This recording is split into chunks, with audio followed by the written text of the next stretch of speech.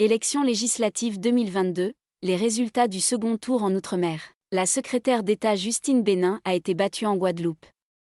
Les candidats de la NUP ont été majoritairement préférés par les électeurs.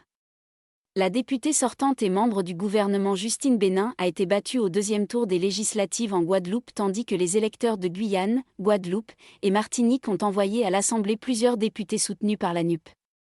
Ils avaient déjà porté Jean-Luc Mélenchon en première position lors du premier tour des élections présidentielles le 10 avril. Guadeloupe. La Guadeloupe reste à gauche. La seule candidate macroniste de l'élection, la secrétaire d'État à la mer et députée sortante Justine Benin a été battue, tandis que 3 députés élus sur 4 étaient soutenus par la NUP. L'abstention a de nouveau été très forte avec moins de 28,23% de participation. Dans la première circonscription, le député sortant Olivier Servat, ex-LREM et soutenu par LFI pour le deuxième tour, non sans provoquer des remous au sein du parti, a été élu avec 74,04%. Il souhaite créer un groupe outre-mer à l'Assemblée nationale et défendre la réintégration des soignants suspendus. Dans la deuxième circonscription, Christian Baptiste, candidat de la NUP, a été élu avec 58,65% des suffrages face à la députée sortante Justine Benin récemment nommée secrétaire d'État à la mer. Dans la troisième circonscription, le candidat du RN Rodi Tolassi n'a pas réussi à décrocher un mandat de député alors que c'est dans l'archipel que Marine Le Pen avait remporté son meilleur score, près de 70%, lors du deuxième tour de l'élection présidentielle. Le député sortant Max Mathiazin, arrivé en deuxième position au premier tour, l'emporte donc finalement lors de ce second tour, 52,12% des voix. Dans la quatrième circonscription, sans suspense, Ili Khalifé, soutenu par LFI, a été élu avec 100% des suffrages exprimés. Il était le seul candidat en lice après le désistement de son adversaire Marie-Luce Panchard. Martinique. Giovanni William, Marcelin Nadeau et Johnny Adjar, soutenus par LFI, découvriront pour la première fois de leur carrière politique les bancs de l'Assemblée nationale. Ils ont été élus respectivement dans la première centre, deuxième nord et troisième circonscription Fort-de-France de la Martinique. Jean-Philippe Nilor a été élu pour la troisième fois consécutive dans la quatrième circonscription sud. Il a largement battu son prédécesseur et ancien mentor Alfred Marie-Jeanne.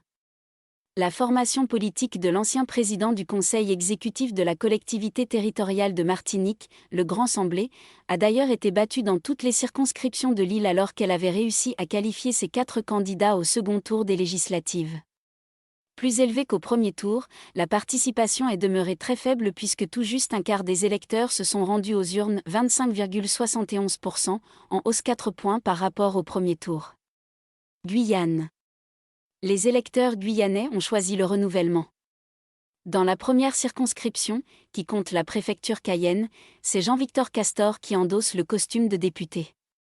Militant du mouvement de décolonisation et d'émancipation sociale MDES, dont il est l'un des cofondateurs, il est un fervent partisan de l'évolution statutaire du territoire. Dans la deuxième circonscription, Lénaïque Adam, qui était soutenu par la majorité présidentielle, est délogé de son siège de député par Davy Riman. Le syndicaliste, soutenu par LFI, engrange 54,12% des suffrages exprimés. Lors du second tour, l'abstention a reculé dans les 2 circonscriptions. Saint-Barthélemy et Saint-Martin.